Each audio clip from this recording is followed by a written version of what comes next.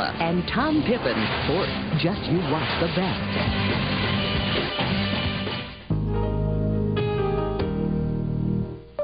There are those among you watching right now who would be very comfortable sitting where I'm sitting right now.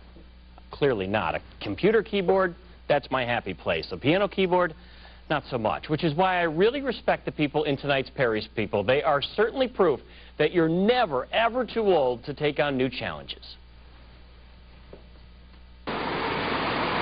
It's a shame, really, that the walls that surround the Wisconsin Conservatory of Music are so thick, as it deprives people walking by from hearing this.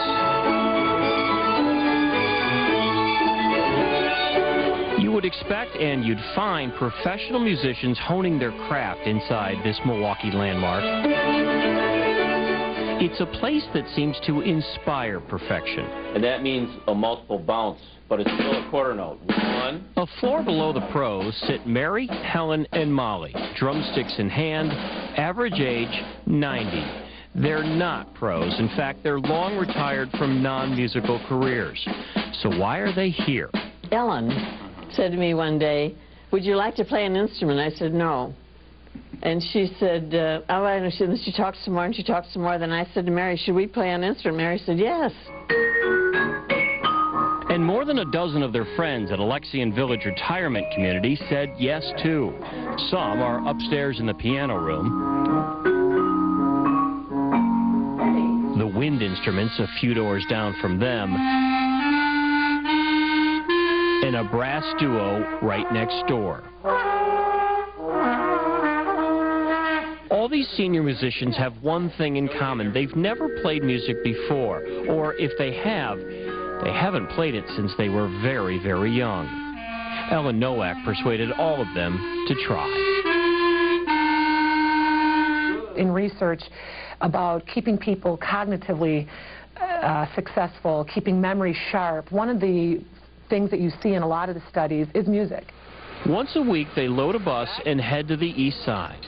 When the conservatory agreed to take on this project, they thought it important to treat these mature musicians like everyone else. We really wanted this to be a program about starting to play an instrument, about being a musician, about being a music student at the conservatory. Of course, some students are more conservative than others.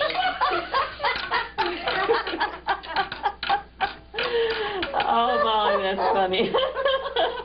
We're supposed to have fun. 1, 2, 3, 4.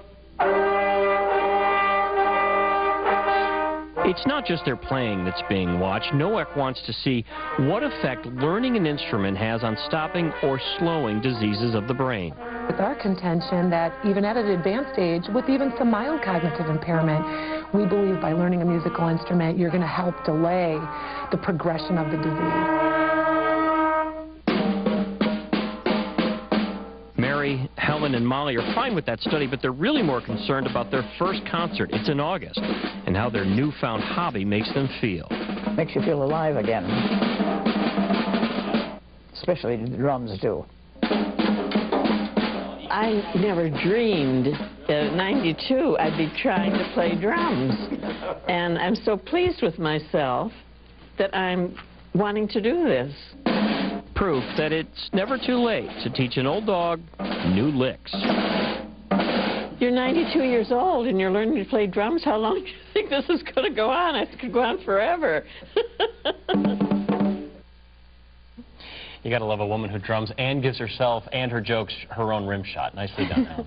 The concert for these mature musicians is set for August 11th. We plan to follow up on both their musical progress and, of course, the progress of the study on Alzheimer's prevention. I was talking to the three drummers, and I said, "Where do you guys practice?" And Molly said, "On my stove. I'm wearing it out." Really? I just thought Ellen was great for getting everyone involved. Yeah, it was her idea, and they came together with Sarah from the Wisconsin Conservatory of Music and really made it happen. And it's really important that they get down to the east side and not have someone come to them. Right. Well, that was great. Wisconsin had 2,000 more whooping cough cases than any